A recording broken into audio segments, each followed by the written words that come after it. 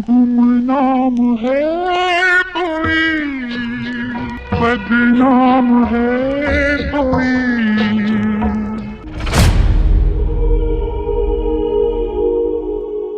Hello everyone, खमागणियन, welcome to the world of story. फिर से मैं आप लोगों के सामने एक और नया रियल सुपरनेचुरल एक्सपीरियंस लेकर। वैम्पायर्स के बारे में तो आपने सुना है, चिंता ना करें, मैं आपको आज वैम्पायर्स की कहानी सुनाने वाला नहीं हूं।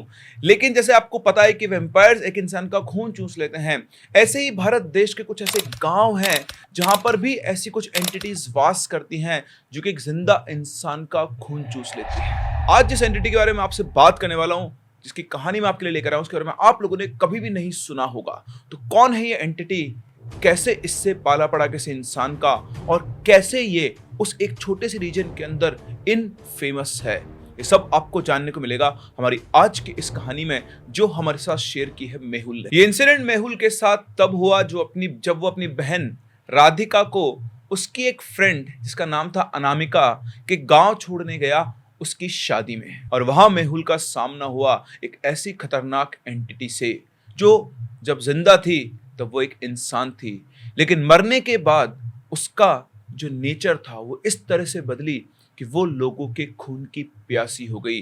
और इतना ही नहीं, वो जिंदा लोगों का खून चूस लिया करती थी। और उस पूरे गांव में उस एंटिटी की दहशत थी। मेहुल जिस रात या जिस दिन अपनी बहन को अनामिका के घर छोड़ने गया, वो रात अमावस्या की रात थी।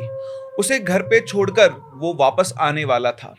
आप में से, हम में से कई लोगों ने हमेशा सुना है कि अमावस की रात को ट्रैवल करना जनरली अवॉइड करना चाहिए। लेकिन आज की भागदौड़ भरी जिंदगी में किसे पता रहता है कि आज अमावस है या फिर पूर्णिमा।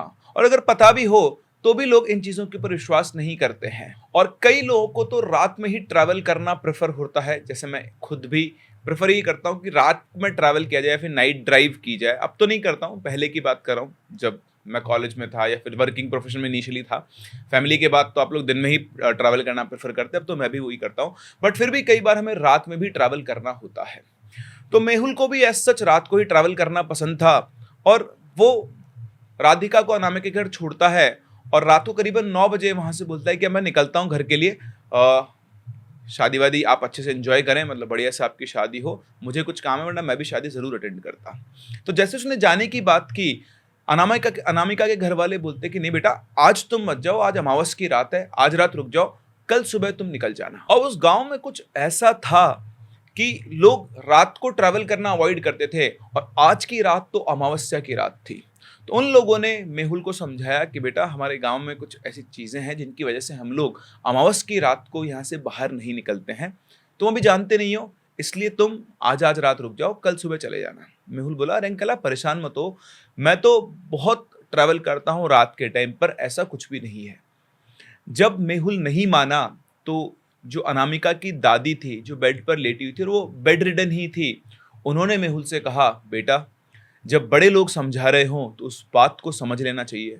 हम लोग भी कुछ सोचकर ही तुम्हें मना कर रहे हैं कि आज की रात यहीं रुक जाओ, कल सुबह होते ही निकल जाना। आज अमावस की रात है, तुम नहीं मानते होंगे लेकिन हम लोग मानते हैं, और अगर तुम्हें कुछ हो गया तो हम तुम्हारे घर वालों को क्या जवाब देंगे, इसलिए बेटा आज की रात रुक जाओ।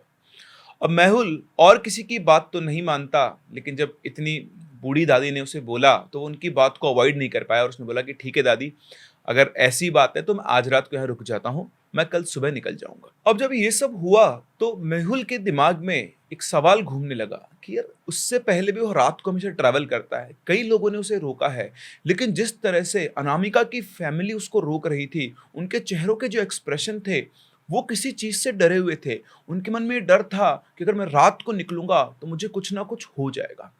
आखिर क्या चीज है जिससे ये सब लोग घबरा रहे हैं? उसे कुछ भी समझ नहीं आ रहा था। उसका दिमाग क्वेश्चंस पे क्वेश्चंस बनाया जा रहा था, और अब उसे उन क्वेश्चंस के आंसर्स चाहिए थे। उसका डिटेक्टिव माइंड अब तैयार हो चुका था। उसने एक और चीज वहां पर ऑब्जर्व की कि 3 दिन बाद अनामिका की शादी है। 3 दिन बाद अगर किसी घर में शादी है तो उसमें बिल्कुल डेकोरेशन होता है, शादी का माहौल होता है। लेकिन इस घर में सन्नाटा पसरा हुआ था, कोई डेकोरेशन नहीं था। सब लोगों ने खाना वाना खाया और करीबन 10 साढ़े 10 बजे सारे परिवार वाले अंदर अपने अपने कमरों में दुबक गए। जनरली जहां शादी का माहौल होता है, आज तक जितना भी मेहुल ने देखा था, वहां पर पूरी पूरी रात लोग सोते नहीं हैं। उसे ये बात अजीब तो लगती है पर वो किसी से कुछ पूछता नहीं है। वो भी अपना खाना वाना खा पी कर जो अनामिका थी उसके ब्रदर के साथ उसके रूम में वो सोने चला जाता है। तो दोनों के पलंग अलग अलग बिछे हुए थे। मेहुल को जल्दी सोने की आदत नहीं थी तो उसे नींद नहीं आ रही थी, तो वो उठकर छत पर टहलने चला जाता है। अब जब वो छत पर टहल रहा होता है तो अमावस की रोशनी खूब अंधेरा हो रखा था। पूरे गांव में किसी ने लाइट जला ही नहीं रखी थी। वो घूम रहा था, छत पे ठंडी ठंडी हवा खा रहा था कि तभी उसकी नजर दूर एक रोशनी के ऊपर पड़ती है। एक रोशनी जैसे चल रही हो। उसने देखा कि ये क्या है। थोड़ा ध्यान से देखा तो उसके आसपास उसको फिर से और ऐसी रोशनियां दिखाई देने लगी। फिर उसने ध्यान से देखा तो उसे देखा कि वहां पर दिए जो होते हैं, कोई दिया हाथ में लेकर चल रहा हो और थोड़ी देर के अंदर 1 2 3 4 5 7 8 10 15 दिए उसको एक साथ दिखना शुरू हुए और वो सब एक जगह आकर इकट्ठा हो गए। एक जगह आकर जब वो दिए इकट्ठा हुए, मतलब जिस घर था उसके थोड़ा सा पास में विजिबल रेंज के अंदर वो था, तो उसने देखा कि रोशनी जब इकट्ठा हुई तो गांव की औरतें अपने हाथ में दिया लेकर वहां पर इकट्ठा हो गई हैं। वो कुछ सोचता उससे पहले उसे अपने घर में जहां वो खड़ा हुआ था वहां पर नीचे हलचल सुनाई दी गेट खुलने की। उसने झांक कर देखा तो इधर अनामिका की मदर जो थी वो भी एक दिया लेकर अपने घर से बाहर निकल रही थी। उसे देख के बड़ा अजीब लगा कि सब लोग, पूरा गांव सोया हुआ है और ये लोग रात को दिया लेकर कहाँ जा रहे हैं। उससे पहले तो ये लगा कि शायद इनके घर में शादी है और गांव की सारी औरतें मिलकर पूजा वगैरह करने जा रही है। अब मेहुल को ये समझ में नहीं आता कि यार ये किस तरह की पूजा जो इतनी रात को हो रही है। वो उतरता है, उतरकर वो अपने कमरे में जाता है क्योंकि पूरा देखता है उतर के सारा घर सोया हुआ है, सिर्फ उसकी मदर ही घर से बाहर निकली थी। वो अपने उस कमरे में जाता है जहां पर उसका बेड लगा हुआ था, तो वहां पर अनामिका का भाई आशुतोष अपने मोबाइल के अंदर गेम खेल रहा था।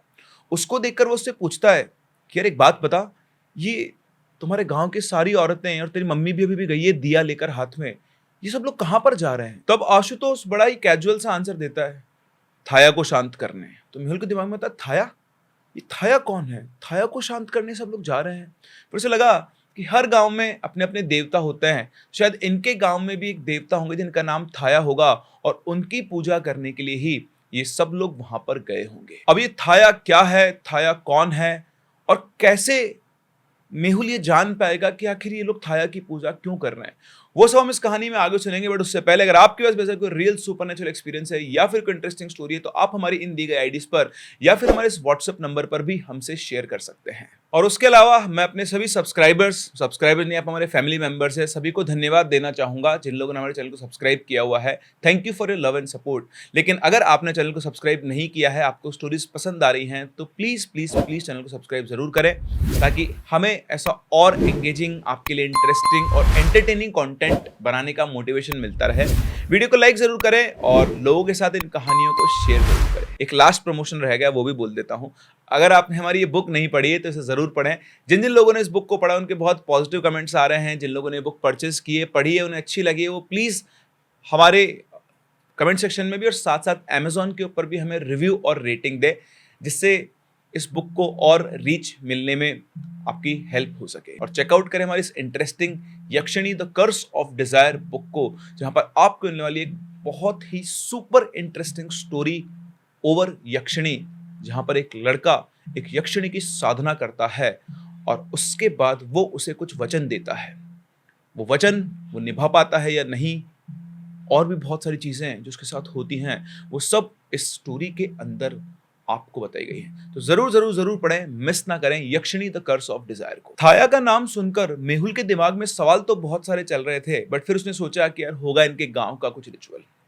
ये सब सोचकर वो अपने बेड पर लेट गया और वो अपने ख्यालों में खोया हुआ था कि तभी उसे किसी के पायलों की आवाज आती, किसी के चलने की। ये आवाज सिर्फ उसे नहीं आती है, आशुतोष को भी आती है। वो आशुतोष जो भी फोन में गेम खेल रहा था, वो आवाज क्या आती है, फटाफट से अपना फोन बंद करके चद्दर ओढ़कर उस चद्दर के अंदर सो जाता है। उसे देखकर मेहुल को बड़ा अजीब लगा, बट उसे लगा कि शायद ये उसकी मदर आई होंगी और अपने मदर के डर से वो फोन रखकर सो गया है। लेकिन एक्चुअली ऐसा नहीं था। अगले ही मोमेंट मेहुल को आवाज आती बहुत सारे औरतों के अजीब तरीके से चिल्लाने की। अगर आपने कभी बंगाल में दुर्गा पूजा देखी तो वहां पे सभी औरतें जैसे आवाज निकालती है, ऐसे इस गांव की औरतों की आवाज चारों तरफ गूंज रही थी। उसे कुछ समझ तो नहीं आया, पर उसे लगा कि कोई खतरा ना हो, और उसे लगा कि शायद घर में से कोई बाहर निकलेगा, लेकिन घर में से कोई भी नहीं उठा। बेचैन होकर वो उठकर इस घर की छत पर पहुंचा और चारों तरफ देखने लगा। उसने देखा कि वो आवाज पूरे गांव में गूंज रही है, लेकिन गांव का एक भी इंसान अपने घर से बाहर नहीं निकला है। चारों तरफ शांति फैली हुई है और एक बार फिर से उन औरतों की वही आवाज गूंजती है। उसके माइंड में क्यूरियोसिटी बढ़ती जाती कि हो क्या रहा है यार, इतनी औरतों की आवाज सुनकर तो पूरा मोहल्ला उठकर बाहर आ सकता है। उसने सोचा कि देखता हूँ क्या है क्या नहीं है। वो सीढ़ी से उतरकर घर से बाहर निकला। जैसे वो घर से बाहर निकला, उसने देखा कि वो सभी औरतें दूर से वापस चलती हुई आ रही हैं। उसे लगा कि कोई उसे देख ना ले, इसलिए वो एक पेड़ के पीछे जाकर छुप गया। वो देखता है कि सभी औरतें चलती हुई गांव के अंदर आई और एक एक करके सब अपने अपने रास्ते पे अपने घर की तरफ चली गई।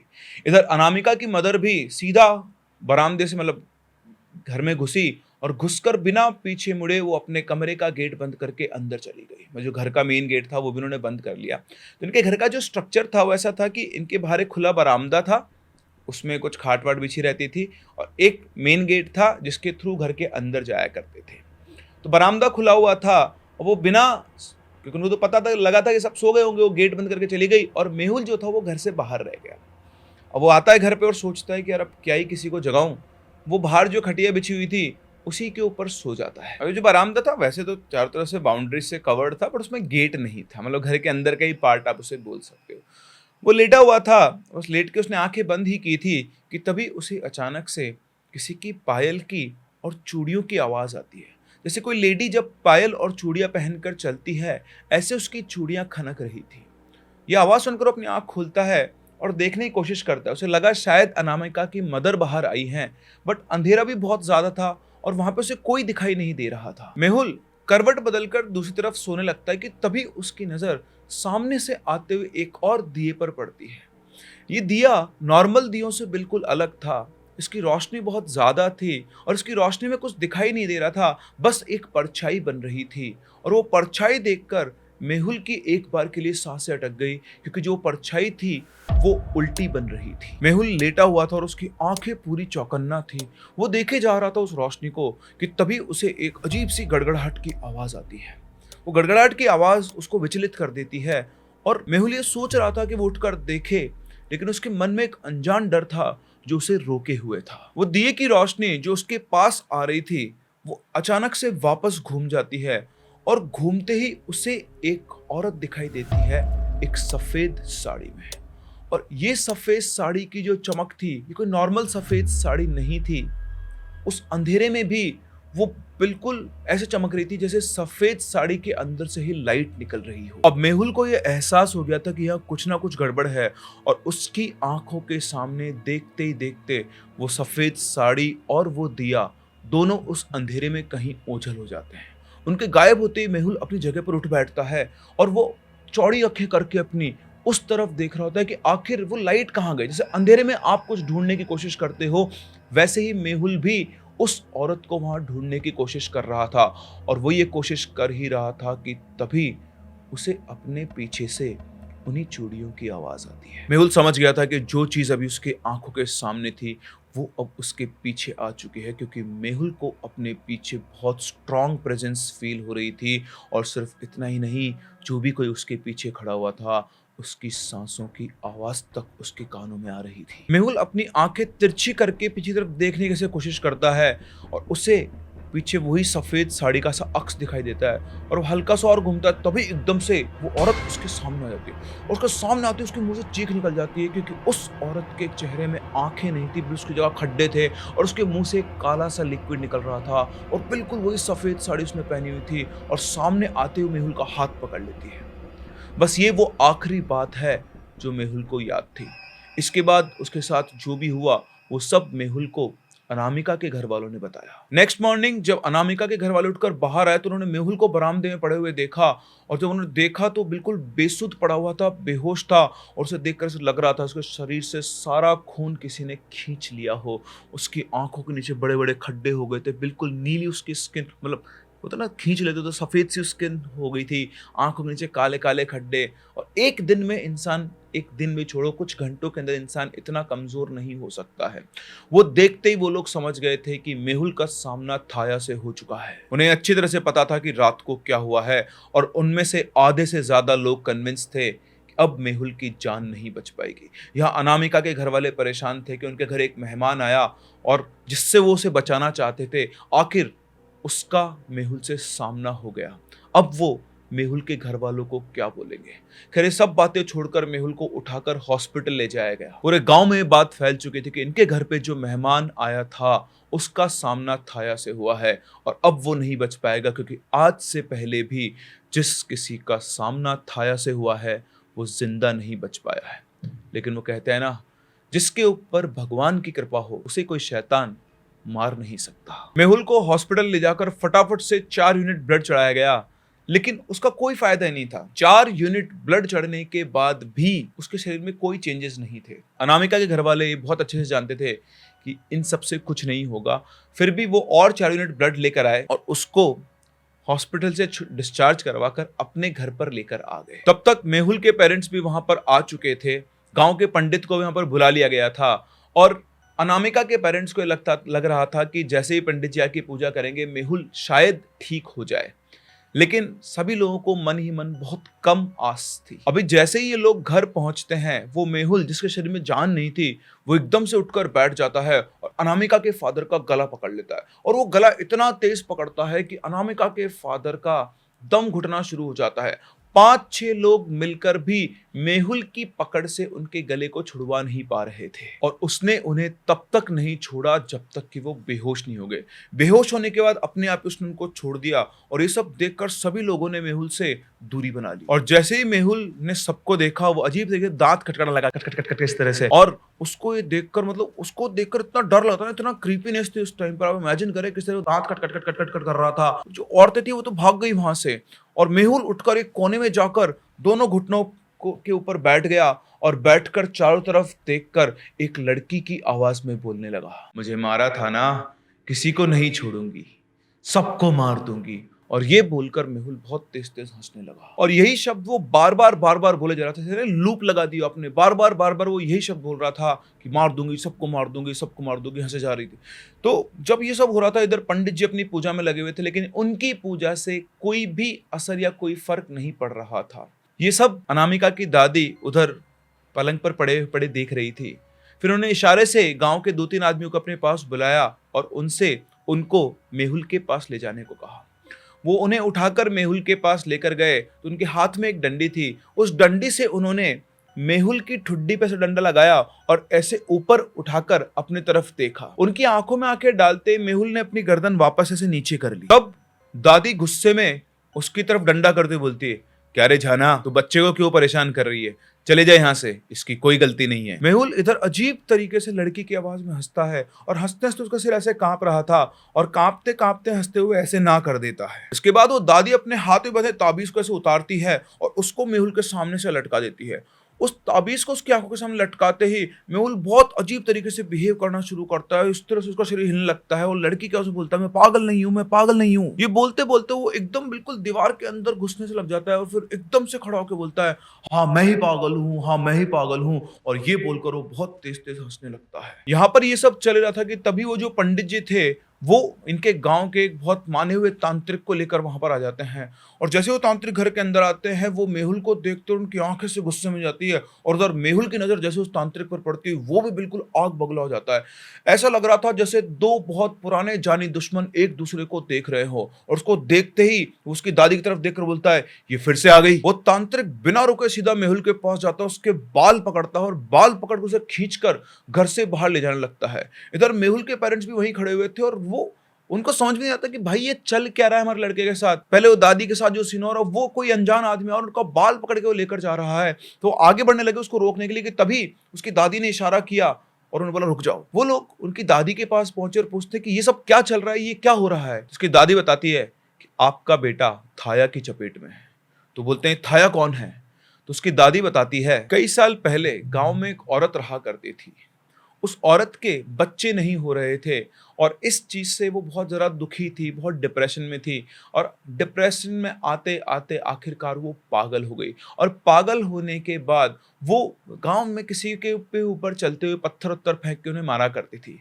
शुरू-शुरू में तो लोगों ने बर्दाश्त किया, लेकिन फिर वो गाँव की उन औरतों से जलने लगी जिनके बच्चे हुआ करते थे और मौका देखकर उसने 3-4 बच्चों की जान ले ली थी। गाँव वालों को जब इस बारे में पता लगा तो सारे गाँव वाले इकट्ठा हुए और फिर उसके बाद उसे पत्थरों ही पत्थरों से मारा गया और गाँव से बाहर निकाल दिया गया। इतने पत्थर पड़ने की वजह से वो गाँव से बाहर निकलते-निकलते बिल्कुल लहूलुहान होकर बेहोश हो गई थी। उसे उसी हालत में गाँव वाले छोड़कर आ गए। 1 दिन के बाद उस औरत की वहीं पर पड़े-पड़े मौत हो गई। गाँव वाले उससे इतना नाराज़ थे कि वो उसकी लाश का अंतिम संस्कार तक नहीं किया गया।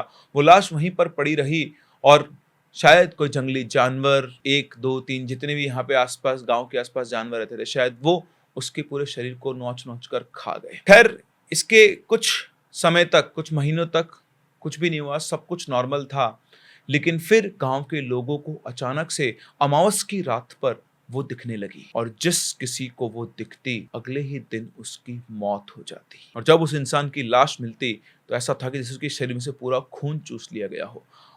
उस औरत का नाम थाया था और आज तक थाया जिससे मिली है वो बच नहीं पाया है। सिर्फ मेहुल ही एक ऐसा है जो थाया से मिलने के बाद अभी भी जिंदा बचा हुआ है। आपके बच्चे की जान खतरे में है। वो लोग घबरा जाते हैं, लेकिन उन्होंने देखा था कि जब वो तांत्रिक उसको पकड़कर बाहर लेकर जा रहे थे घर से, तो जैसे वो धूप में पहुंचा वो बहुत तेज चिल्ला रहा था। वो ये भी पूछते हैं कि आखिर वो इतनी तेज क्यों चिल्लाया, तो उन्होंने बताया कि थाया सिर्फ रात में बाहर निकलती है और जो सूर्य की ऊर्जा होती है वो उसको जला देती है। तो जैसे ही वो उसके शरीर में थी और वो धूप में बाहर निकली तो उसे बहुत तेज जलन हुई। आप चिंता ना करें, ये बहुत पहुंचे हुए तांत्रिक हैं, ये आपके बेटे को जरूर बचा लेंगे। आपके बेटे को की रक्षा कोई ना कोई शक्ति कर रही है, वरना अब तक वो थाया के प्रकोप से बच नहीं सकता था। अगर वो बचा हुआ है तो आप बिल्कुल निश्चिंत रहें, उसको कुछ भी नहीं होगा। हमें मेहुल को आज रात तक ही ठीक करना होगा, क्योंकि आज अमावस की दूसरी रात है और थाया का असर अमावस की अगली 2 रात तक रहता है। अगर आज रात से पहले मेहुल ठीक नहीं हुआ तो उसे बचाना नामुमकिन होगा। ये सब आपस में बात ही कर रहे थे कि तभी मेहुल की बहुत तेज दर्द में चीखने की आवाज आती है और सब लोग भागकर बाहर जाते हैं तो देखते हैं कि मेहुल जमीन पर पड़ा पड़ा अपने आप को घिसट रहा है और घिसटने की वजह से उसका पूरे जो पैर वगैरह है वो सब छिल गए हैं। गांव के 2-4 लोग उस तांत्रिक के कहने पर मेहुल को एक जगह कोने में ले जाकर बिठाते हैं और मेहुल ने अपनी आंखें पूरी तरह से बंद कर रखी थी। वो शायद सूरज की उस रोशनी से घबरा रहा था जो उसकी आंखों पर पड़ रही थी और वो सिर्फ और सिर्फ अंधेरा देखना चाहता था। और वो तांत्रिक मेहुल की तरफ बढ़ता है, वो अपने थैले में से कुछ सामान निकालता है। वो सामान कुछ और नहीं, पता नहीं किस चीज का खून था।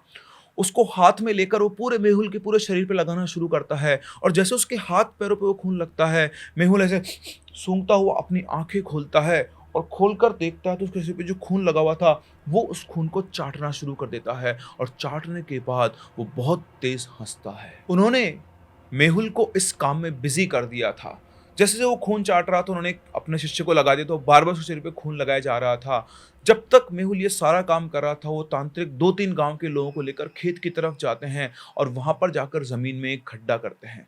खड्डा करने के बाद 4-5 लोग मेहुल को पकड़ते हैं और उसको उठाकर उस खड्डे के पास ले जाया जाता है। वहां पर वो कुछ पूजा वगैरह करते हैं, उसमें खड्डे के अंदर बहुत सारी सामग्री डालते हैं। वो सामग्री डालने के बाद वो मेहुल की उंगली पर एक कट लगाते हैं और उसमें से खून निकालने की कोशिश करते हैं। मेहुल के शरीर में तो खून वैसे ही खत्म हो चुका था, लेकिन वो कट लगाने के बाद बहुत तेज वो उसकी उंगली को दबाते हैं और करीबन 1-2 बूंद खून निकलता है जो उस खड्डे में रखे सामान पर वो डालते हैं। उसके बाद वो एक एक करके मेहुल के शरीर के सारे कपड़े, इवन उसके अंडरगारमेंट्स तक भी उतार देते हैं और उन सारे कपड़ों को उस खड्डे में डालते हैं। इसके बाद वो एक काला धागा लेते हैं, मेहुल के हाथ पर बांधते हैं, आंख बंद करते हैं उसका हाथ पकड़कर और कुछ मंत्र पढ़ते हैं और मंत्र पढ़ने के बाद उस खड्डे में मिट्टी का तेल डालकर वो आग लगा देते हैं। ये सब करते करते मेहुल बेहोश हो जाता है। उसके बेहोश होने के बाद वो तांत्रिक बाबा कहते हैं कि इसे नदी में स्नान करवा के लेकर आओ। फिर 3-4 लोग उसे उठाते हैं उसी हालत में और बिल्कुल नग्न अवस्था में उसे उस नदी तक लेकर जाते हैं गांव की, वहां उसको स्नान करवाते हैं और वापस लेकर आते हैं। जब तक वो वापस आते हैं वो बाबा ने पूरी हवन की तैयारी कर रखी थी और उसी बेहोश अवस्था में मेहुल को उस हवन कुंड के सामने लिटाया जाता है। यहाँ मेहुल के पेरेंट्स भी बहुत परेशान थे, लेकिन जो भी कुछ चल रहा था उसको चुपचाप देखे जा रहे थे, क्योंकि जो कुछ उन्होंने सुना था वो बहुत घबरा गए थे कि अगर उन्होंने बीच में इंटरप्ट किया तो हो सकता है उनके बेटे की जान चली जाए। जैसे तैसे साम दाम दंड भेद, जैसे भी उनके बच्चे की जान बचती है वो उसको बचाना चाहते थे। फिर वो पूजा खत्म होती है और मेहुल होश में आता है, उसे वापस से कपड़े वगैरह पहनाए जाते हैं। उसके होश में आने के बाद वो जो बाबा है वो बोलते हैं कि अब इसे अस्पताल लेकर जाओ और उसे खून चढ़वाओ। उसे हॉस्पिटल ले जाया जाता है और फिर से उसको ब्लड चढ़ाया जाता है। जहां पिछली बार ब्लड चढ़ाने पर 4 यूनिट ब्लड चढ़ाने पर भी उसके ब्लड काउंट में कोई इंप्रूवमेंट नहीं था, इस बार सिर्फ 1 यूनिट ब्लड चढ़ाने से ही उसका ब्लड काउंट इंप्रूव होना शुरू हो गया था।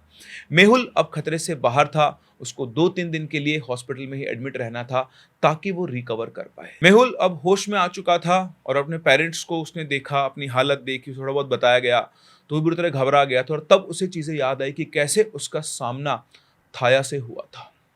लेकिन अनामिका के पेरेंट्स और गांव वालों के दिमाग में अब भी एक ही बात चल रही थी कि बाबा जी आज तक जो कोई थाया से मिला है, जिसने थाया को देखा है, वो जिंदा नहीं बचा है। ये कैसे बच गया? तो उन्होंने बताया कि ये लड़का हनुमान जी का बहुत बड़ा भक्त है, इसका उन पर अटूट विश्वास है और इसकी जो ऊर्जा है, इसकी जो चारों तरफ का ऑरा है वो बहुत ताकतवर है, बहुत शक्तिशाली है, बहुत स्ट्रांग है और इसी वजह से वो बच पाया। अगर ऐसा नहीं होता तो शायद उसी रात मर जाता। मेहुल ने भी ये बताया आगे फर्दर कि उसे अच्छे से ये चीज़ याद है कि जब वो थाया उसके पीछे खड़ी हुई थी तब डर के मारे उसने अपने मन में ही हनुमान चालीसा को पढ़ना शुरू कर दिया था और जब उसका उससे सामना हुआ तो उसका उस थाया की जो पावर थी वो शायद कम हो गई या मेहुल का जो ऑरा था वो और स्ट्रांग हो गया और उसी वजह से वो इस मुसीबत से बाहर निकल पाया। और इस तरह से मेहुल की जिंदगी में जुड़ा एक ऐसा चैप्टर जिसे वो कभी भुला नहीं सकता है। और इसीलिए कहा जाता है कि जब आप दूर सुदूर के गाँव में जाएं और वो गाँव वाले आपको किसी चीज को मना करने को कहे तो एक अच्छे बच्चे की तरह आपको उनकी बातों को मान लेना चाहिए। ज्यादा शेरलॉक होम्स बनने की जरूरत नहीं है कि ये क्या है, ये क्यों है और ये कैसे है। ये उस गांव की धारणा है, ये उस गांव का रिवाज है। कुछ सोचकर ही वो लोग मेहुल को उस दिन मना कर रहे थे। वो तो फाइनली उसने दादी की बात मान ली और वो जिंदा भी बच गया। अगर उस दिन वो उन दादी की बात मानकर वहां नहीं रुकता और निकल जाता तो शायद मेहुल को बचाने के लिए वहां बीच रास्ते में कोई नहीं होता। आपको ऐसा लग रहा होगा कि घर के अंदर रहने की वजह से उसका थाया से सामना हुआ। नहीं, अगर वो उस रात निकल जाता तो भी शायद उसका थाया से सामना होता और जब उसका थाया से सामने होता तो उसको बचाने के लिए कोई भी भाया नहीं होता, मतलब कोई भी उसको बचाने नहीं आता और आज उसको जो जीवन दान मिला वो शायद उस दिन नहीं मिल पाता। तो ये थी अनामिका के गांव में रहने वाली एक एंटिटी थाया की कहानी, जिसका आतंक पूरे गांव में फैला हुआ है और आज भी इस गांव में अमावस की रात को कोई बाहर नहीं निकलता है। अगर आपके गांव में भी कुछ ऐसा है तो हमें कमेंट सेक्शन में जरूर बताएं। हम लोग मिलते हैं अपनी अगली कहानी में, तब तक के लिए keep loving and keep listening.